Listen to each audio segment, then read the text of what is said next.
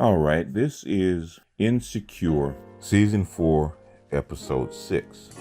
The last time we left our heroes, Issa and Molly had a verbal altercation after her event. And in this episode, Issa is recovering from that event. The event's a success, but she's laying up the next day thinking about all the things that happened and thinking of things that Molly has said to her and wondering if it's true. That is she selfish? Is she a user? And so now what we call the new Issa has to find out what's what, because now she's challenged Molly. She stood up to her. She's decided to become her own person. But the thing is, what does that mean? Now she has to go into the dark night of the soul, and like when Luke Skywalker went into the cave and face himself, face his fears.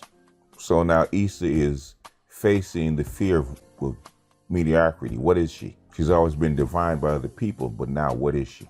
So basically now she's having a self-care Sunday. So she basically cleans up and she gets out, and now she sees the opportunity to actually prove to herself that she's not what Molly says she is. So she does these, I would call her labors. Okay. She does 3 labors. First thing she tries to do, she tries to help a pregnant woman buy some groceries. Pregnant woman down on her luck. Nobody's going to help the pregnant woman. And so Issa's in the front of the line, so she tries to purchase groceries for the pregnant woman, and her card doesn't work. I think she ends up paying for it out of pocket. But she's trying to prove that to herself, just like Hercules, I'm not the man that people say I am. I'm not the woman that Molly says I am. And then the second time, she sees an old man on the park bench that just missed his bus. And even though her mirror bitch, her alter ego says don't pick him up, don't let him in the car, she decides to do it anyway. So she picks the guy up, and the guy is, the guy's one of those almost street people that's a little out of contact with reality, and he's a conspiracy theorist, and he's a little nuts, and she goes through this thing with trying to take him to his destination, and he takes her through all these little ins and outs, and until she finally drops him off at his destination, what happens to be his son's house. And the third labor is at her self-care Sunday, where she's going to a wine, or I should say a wine tasting, or what they call a sip and paint. And she befriends a group of 3 women that are here from, I think they're here from Washington, D.C., and they're on a girls' trip before one of the ladies' weddings. And so she befriends them. She has some wine that she's brought with her, and she shares it with them, and they have a bonding experience and have a really good time. And then they invite her to go to a local bar, and the new Issa is enjoying making new friends. She's enjoying the ambience. She's enjoying the service, the new person that she thinks she is. So even though the first 2 didn't go as well as expected, she survived them, and the third one she's enjoying until she does what women do when one goes to the bathroom, which is something I don't understand. When one woman goes to the bathroom, normally the new woman will follow her and in a bonding experience. I don't get the bathroom bonding experience, but maybe a lady in the comment section will explain it to me.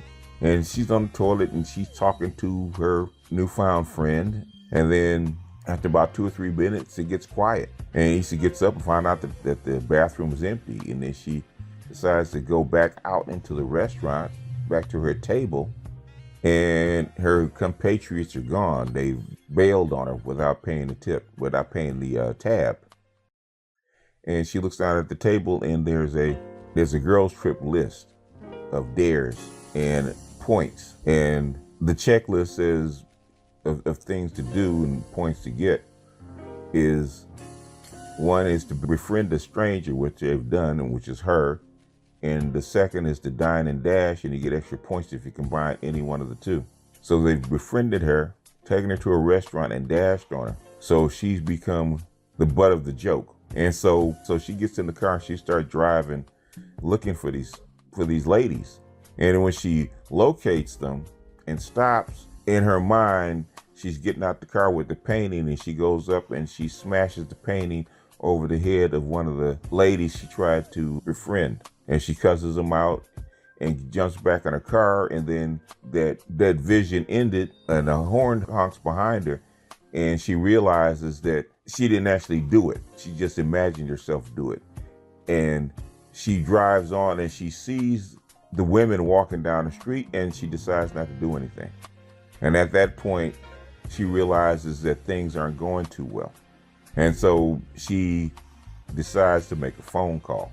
So she calls her mother, and she comes to her mother's house to talk.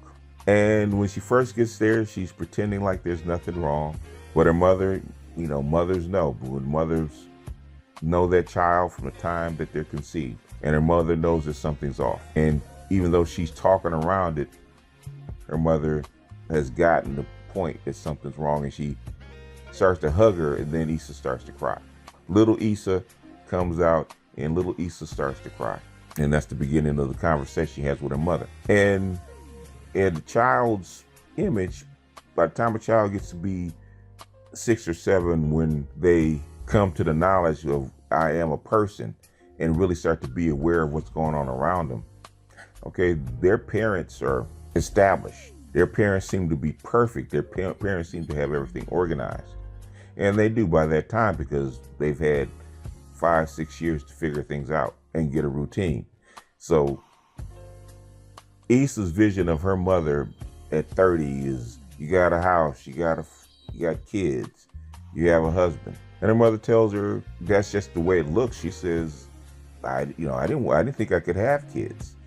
And when you guys came, I didn't want you. And she says, 2, yes, 2. There were 2 accidents, and I didn't really want you guys. And that's shocking to Issa. And she says, but you guys became the best parts of my life. In other words, the role of mother grew on her. It wasn't something that she planned for and always knew, and she had children and had this life with intention. She didn't. She did not plan for it. And she was telling you that these things that happen make you who you are, and not vice versa. And just because things weren't planned doesn't mean that they're necessarily going to be bad. And when they make you who you are, you grow into the role. And she's tell Issa, you're 30, you're going to grow into who you're going to be. And these events, even though they seem bad, they're actually going to make you a better person. And Issa says, why is this process so painful? And she says, growing pains are painful. To become a different person takes a process. And that process is not always nice. Then Issa says she overheard something, eavesdropped on her mother saying something, that she says, well, you always said that I had my hands in too many pots. And in a child's ear, that's negative.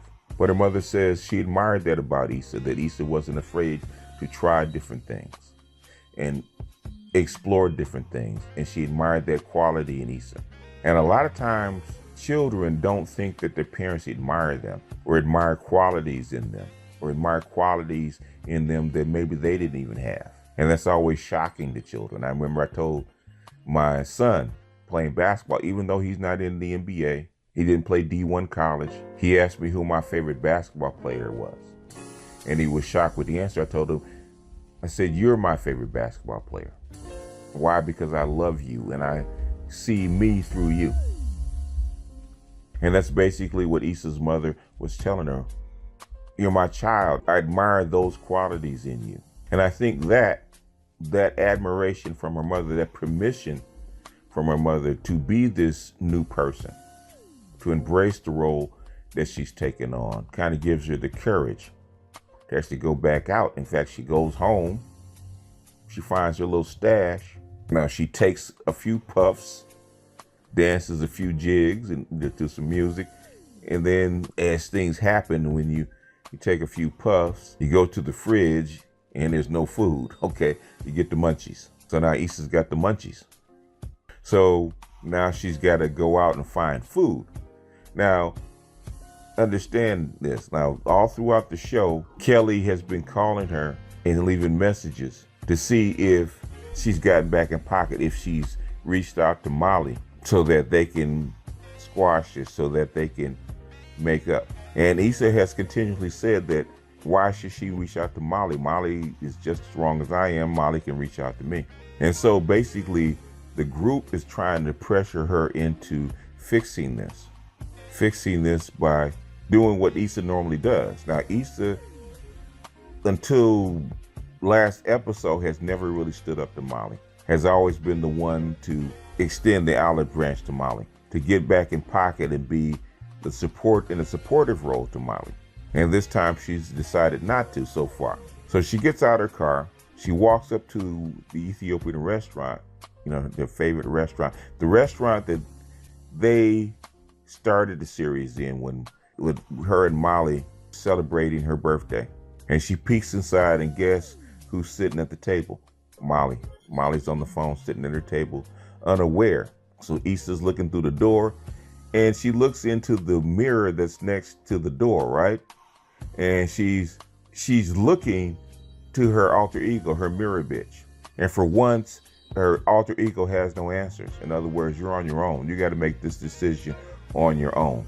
This is a test. This is the real test. Standing up to Molly when Molly got in her face and going back and forth with her was one thing. This is the test. Are you going to go back to your old life, the old Issa, the old person that you were? Are you going to embrace the new Issa? Are you going to stand on your principle that you've established? Are you going to take the easy way out and go back to your old life? Or are you going to take the hard way out, the painful way out by not doing it? And for a second, she grabbed the door and it looks like she's going to head in. And she pauses and she shakes her head and she goes back to the car. She's decided she's going to keep being whatever this version of the new Issa is. And she's not going to accept her old role as Molly's sidekick. These are the growing pains that she's gone through and she's decided to continue. This is the return of the hero's journey, where you go through all these things, these first 3 seasons, you hit bottom and you come back up and become a new you, a new person. And now you got to go out and explore what that new person is. In the first season with Daniel, she was trying to be a new person, trying to change who she was, get out of her old rut. But she was trying to do it through being with Daniel. But the hero's journey, even though you get aid from other people, basically has to be done alone, by yourself. And at the end of the day, only you can make that decision to be that new person and go through these pains. And she's decided that she wants to keep being the new Issa, whatever that is, for good or ill. And take that chance. And by refusing to talk to Molly in this instance, she has passed that hurdle. Now we have to see what that means. Anyway, like I said, this is a fairly simple episode. I probably extended it further than probably what it should be as far as a review. But this is the essence of basically this whole season. And this is the critical point of the whole season as far as I'm concerned, because this is the hero's return. This is the culmination of the lessons that have been learned. This is her becoming the new person that she wished for in the first season, even though it doesn't look like what she actually imagined. But with that, I'm going to jump off of here. This is BGS out, and I'll see you guys on the next one.